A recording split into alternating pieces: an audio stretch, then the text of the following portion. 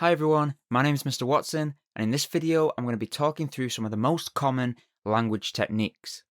I'll be giving you a definition of what the technique is and an example as well. So hopefully you'll be able to identify these different techniques when you're analysing texts.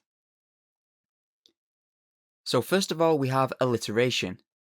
Alliteration is a series of words in a sequence that contain the same consonant sound.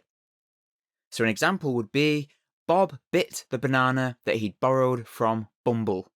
So that is alliteration because of the repetition of the B sound, okay? Obviously, B is a consonant in the alphabet, and so that repetition of the B is what creates the alliteration. Next, we have assonance. An assonance is pretty much the same as alliteration, only it uses vowel sounds instead of consonants. So it's a series of words in a sequence that contain the same vowel sound. So an example would be, the rain in Spain falls mainly on the plain. There we have the A sound that's repeated. The rain, Spain, mainly, plain. That ain sound there is a vowel sound, and so that's why this is assonance. Next, we've got sibilance. Sibilance also fits in with the previous two techniques. It's a series of words in a sequence that contain the same soft consonant sound. You tend to find that these kind of sounds create something of a hissing sound. So an example would be, the slimy snake slithered through the sharp, spiky grass. Okay, if you were to read that out loud, you can hear that there's a lot of s going on. Okay, and that's what makes it sibilance. Next, we've got colloquial language. So colloquial language is informal and conversational language. So it could also be known as slang. So different regions all have different slang, but an example from, let's say, the Northwest would be something like, so I'm gonna leg it up the road, which basically means I'm going to run up the road. That is obviously informal, it's conversational, it's slang, so therefore it is colloquial language. Next we've got hyperbole, or hyperbole.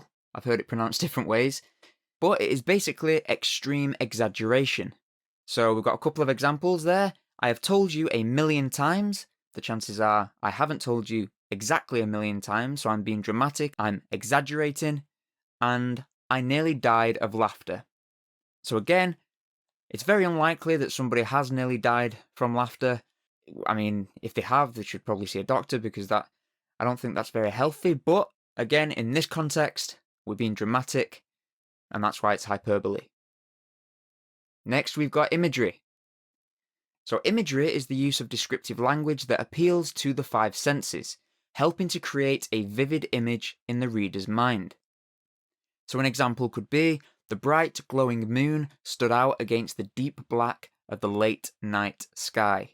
So here I've underlined the adjectives, the words that really add to this scene and help us create a very clear image in our minds. Next we have metaphor. So a metaphor is when one object is described as being another unrelated object. For example, life is a roller coaster.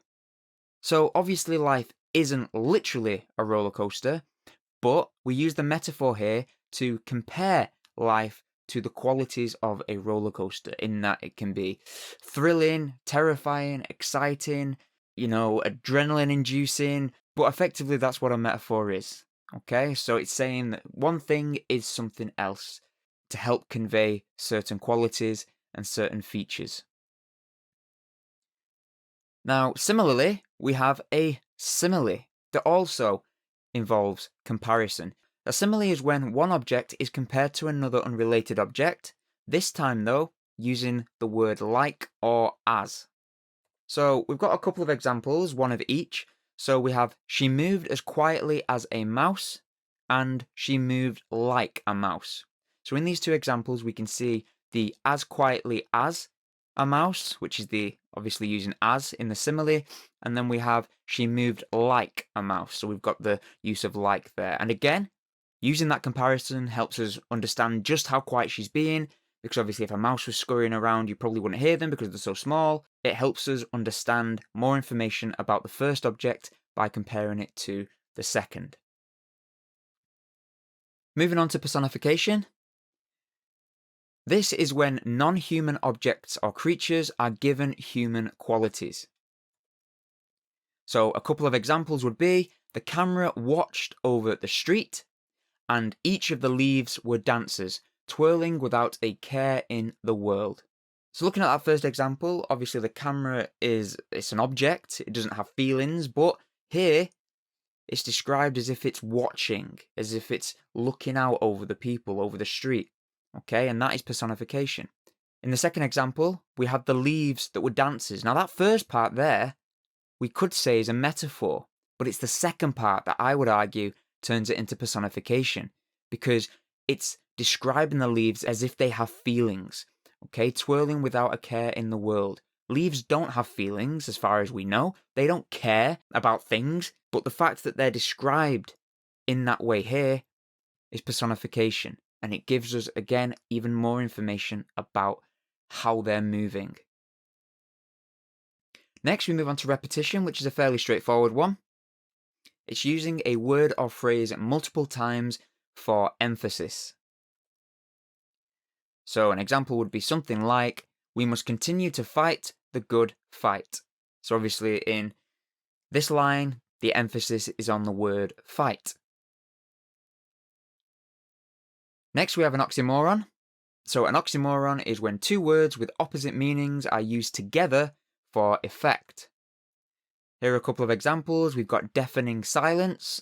Obviously, if something's deafening, usually it means it's incredibly loud, but then that's being paired with silence. And then we have living dead. And again, very self-explanatory. If you're alive, you're not dead, but in this case, they're being put together to create something different, an interesting effect. Contrast is a difference between two things. So, for example, you could say that the cream walls contrasted with the grey carpet. So effectively, you're just saying that the cream walls are different to the grey carpet. The second example, Michael, a gentle, kind gardener, contrasts with Jake, an arrogant, selfish millionaire. So in this example, we're comparing two characters and saying how they are different to one another. They contrast with each other. Moving on to onomatopoeia. This is a word that sounds like the noise it's describing. So that might sound a bit confusing, but if we look at an example, we've got things like pop, crunch, bang. Others include things such as crash, smash.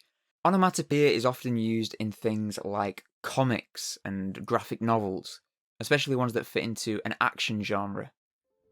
Okay, and that is all for this video. I hope you found it useful. If you did, please leave a like and let me know. And if you haven't subscribed, why not do so you don't miss any future videos that I upload on this channel. Thank you very much for watching as always, and I hope to see you next time. Bye for now.